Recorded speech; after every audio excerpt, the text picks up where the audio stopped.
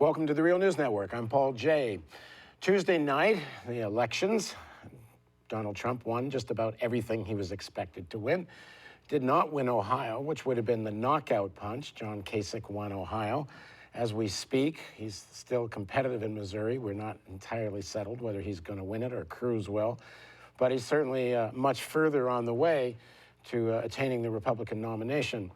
And the Democratic Party primary, Hillary Clinton won Florida with 64.4% of the vote, to Sanders 33%. She won North Carolina with 54% of the vote. She won Ohio with 56% of the vote. Sanders got 42%. In Illinois, it's still too close to call as we speak. 50% for Clinton, 48.2% for Sanders. In Missouri, Sanders is ahead by a little bit, 50% to Clinton's 48%, but she won a lot of delegates tonight. Now joining us from, in fact, California is Jeff Cohen. Jeff is the director of the Park Center for Independent Media at Ithaca College, and he was the founder of the Media Watchdog Fair. He's also the co-founder of RootsAction.org. Thanks for joining us, Jeff. Great to be with you. So it's a little disappointing for the Sanders campaign. They were hoping for what I heard someone call the Michigan miracle, what happened in Ohio, to defy the polling. Well, this time the pollsters more or less got it right just about everywhere. As we speak, it's pretty late Tuesday night. Bernie Sanders hasn't spoken yet. We're speculating. He's waiting to find out if perhaps he might win Illinois. As I said, he's ahead of Missouri, so he's waiting for that. So we don't really know what exactly he's going to say. But if you were writing his speech, and you have written speeches and such for people who have run for office in the past, what would you have Bernie Sanders say tonight? I'd be upbeat. I would say no one expected the Sanders movement, the political revolution, to get off the ground. We're taking on the biggest political machine, one of the most powerful political machines in the country. We're taking on the corporate wing of the Democratic Party. We've won state after state. We didn't do so well tonight, but we've won state after state. And this movement's going to go to the convention, and we're going to go beyond the convention, because a political revolution is bigger than one person. Democratic socialism isn't about one person.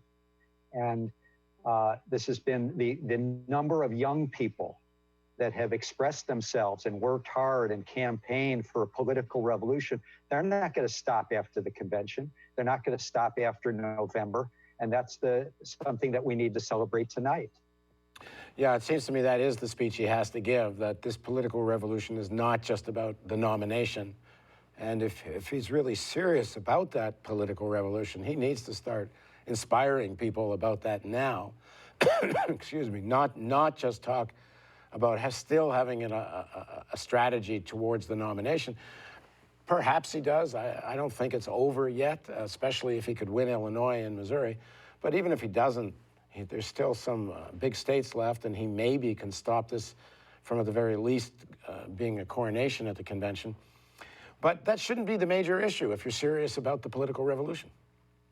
There's no doubt about it. I mean, look, this has always been bigger than Bernie. He said that before he threw his hat in the ring. He should be saying it, especially on a bad night, on a night where Hillary wins most of the states. And there's millions of young people that have come toward a progressive politics, a progressive domestic agenda, a democratic socialism. That's, democratic socialism is now a catchphrase, and people are studying it. Young people are turning toward it. That's quite an achievement.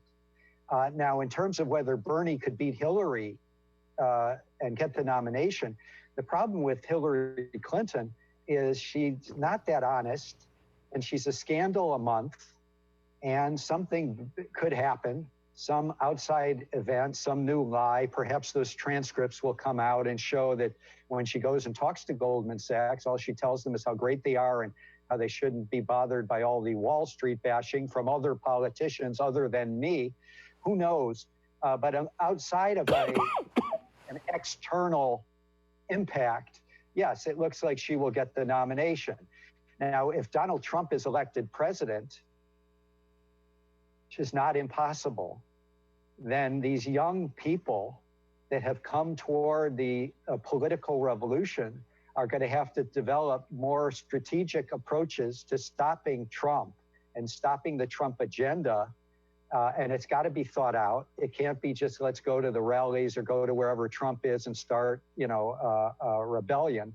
But we've got the bad news is a complete demagogue with fascist tendencies may become the next president. The second bad news, if he doesn't become president, a corporate Democrat again will become president.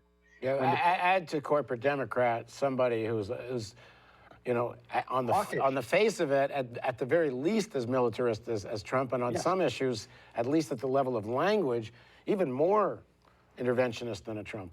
Yeah, she's more hawkish than our current president. I mean, the thing is, when the Republicans are in power, our country declines at a precipitous rate. And when the Democrats are in power, it declines, but maybe not quite as precipitously. But with the problems facing the world in terms of militarism, wars, climate change, we've got to turn the country around. And that's what's exciting about all the young people joining the political revolution. So whether the next president is Bernie, Hillary, or Trump, the young people of the political revolution have got to be in for the long haul, because one day we have to be talking about taking power and turning the country around. Now, there's going to be a moment of truth at the convention. Let's assume Hillary's going to win. I'm not saying it's a completely done deal, but certainly it looks like she's going to win.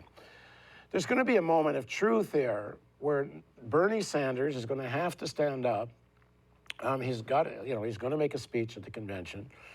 And what's he going to say? Because, it is this problem, and it's a real problem. You can have this sociopathic, crazy man, Trump, as president, or you can have this militarist war hawk, Clinton, as president. And let's assume, I take your point that Trump is more dangerous to the interests of the majority of the people.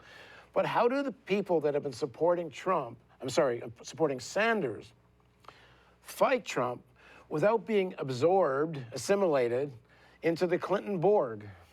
Well, that's the idea of a political revolution. People have got to keep their networks going, keep their online. I mean, Roots Action, was the first group that surveyed our members. We had hundreds of thousands, and they wanted Bernie to run 9-1, and they wanted Bernie to run inside the Democratic primaries and caucuses 2-1. Roots Action has grown because of the Sanders political revolution. Other groups are growing. These groups have got to maintain their independence. They've got to stand up. If Hillary Clinton is the next president, they have to make sure that they're taking on Hillary Clinton in the streets, in elections. It's no doubt, there's no doubt in my mind that Bernie is going to say, as he has said since 1984, when it was Mondale versus Reagan, that the right-wing Republicans are such a threat that you should vote Democratic against them, or you should, vote against the Republicans by voting for the Democrat. Now, I think, Paul, you had me on Real News enough times to know that I believe in a safe state strategy. If you're in the 35 or 40 states that are safe, they're going to go overwhelmingly Democrat or overwhelmingly Republican in November. You can exercise your right to vote for a protest candidate, a true progressive, a Jill Stein of the Green Party, whoever.